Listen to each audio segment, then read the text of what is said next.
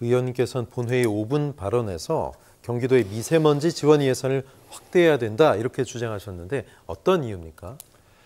제가 있는 지역구 고양시는 중국에서 많은 미세먼지가 몰려오고 있습니다. 그래서 미세먼지로 인해 가지고 고통을 받는 그런 주민들을 많이 봤고요. 어떻게든 이 미세먼지를 좀 저감해야 되겠다 하는 생각을 했는데요. 경기도의 정책이 좀 잘못됐습니다. 왜냐하면 미세먼지의 발생 원인을 줄이는데 많은 돈을 들이고 있었습니다. 예를 들어서 경유차의 배기가스를 저감한다든가 또는 살수차 같은 걸 통해서 미세먼지를 줄인다. 또는 어떤 도로에다가 예를 들어서 분무기 같은 시설을 해가지고 차가 지나가면 미세먼지를 줄인다. 임시방편이겠네요. 임시방편이고 굉장히 효과가 적고 대신 예산은 많이 들어갔습니다. 그래서 이미 발생한 미세먼지는 저희들 어쩔 수 없다 하더라도 미세먼지로부터 취약자들, 노인계층이라든가 아동이라든가 장애인들이 그런 미세먼지로부터 스스로 보호할 수 있도록 방진망이라든가 또는 공기청정기 같은 것을 좀 확대를 해야 되겠다. 이렇게 해서 제가 지원 예산을 늘려달라고 요청을 했습니다. 네, 그 지원 예산이 늘어나면 그것은 오롯이 어려운 분들의 미세먼지 방어용으로 사용이 되는 겁니까? 어떻습니까? 네, 먼저 취약계층부터 국가가 보호를 해야 되니까요.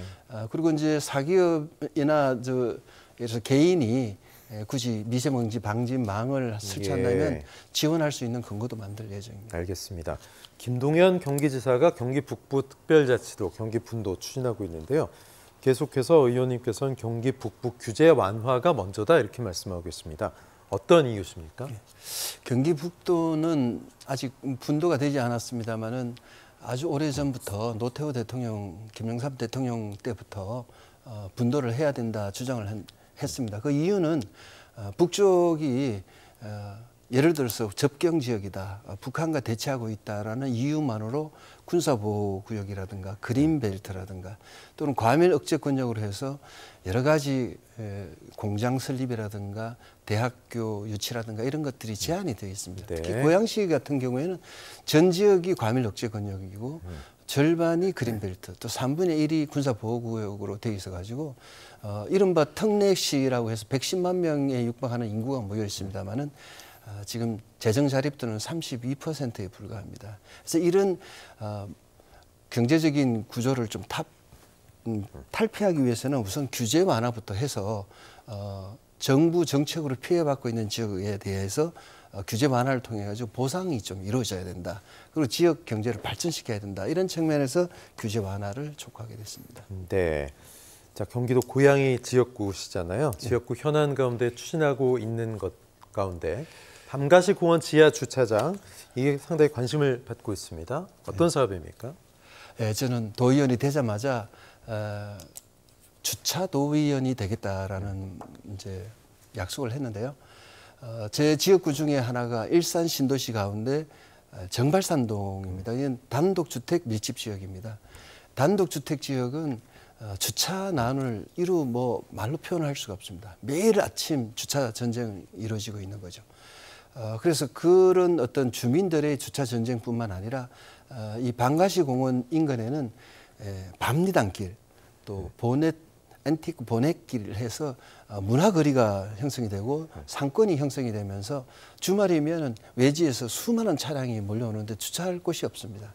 그래서 주차 문제를 해결하기 위해서 수요를 줄인다든가 아니면 인근에 주차장을 또 공영 주차장을 많이 확대를 했고 원웨이에다가 주차 양쪽으로 늘리는 것까지 했습니다만은 근본적으로 큰 주차장이 지하에 들어갈 필요가 있다 해서 밤가시 공원에 축구장이 있는데요. 축구장 지하를 넓게 파서 주차장을 만드는 그런 작업을 해야 되겠다. 많은 비용이 드는데요.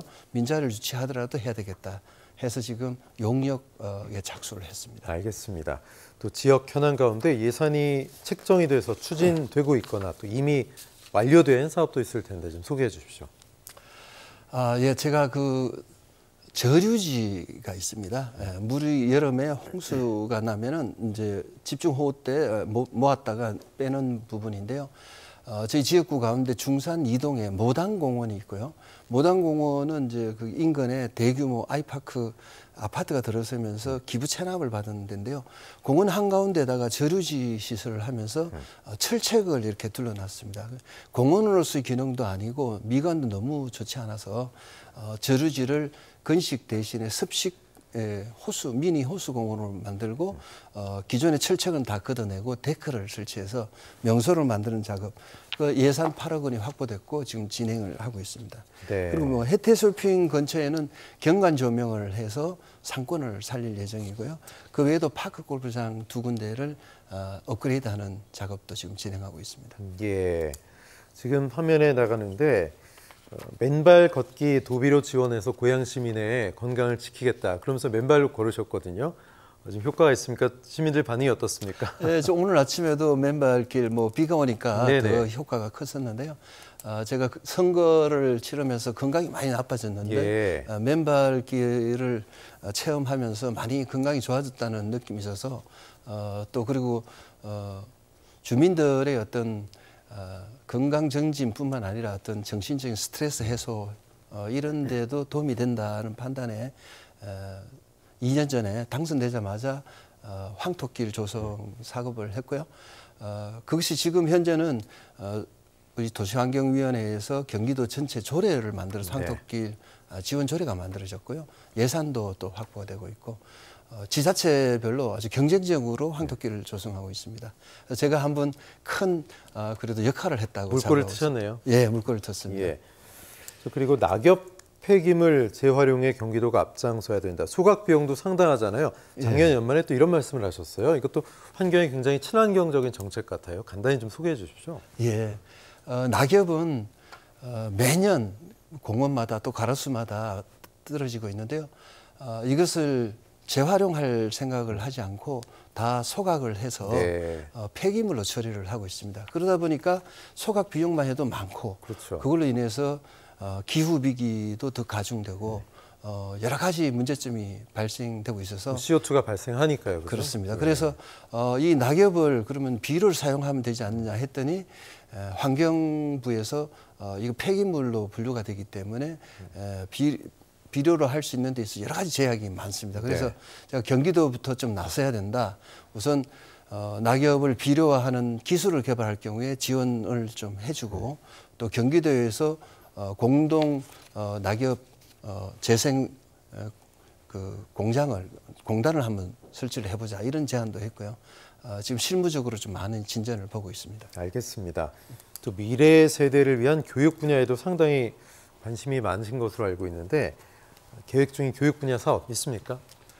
제가 기자 시절에도 많은 재테크 교육에 나섰고요. 그다음에 도시공학 박사를 했기 때문에 많은 대학에서 경임 교수 또 강사로서 교육을 활동을 했었는데요.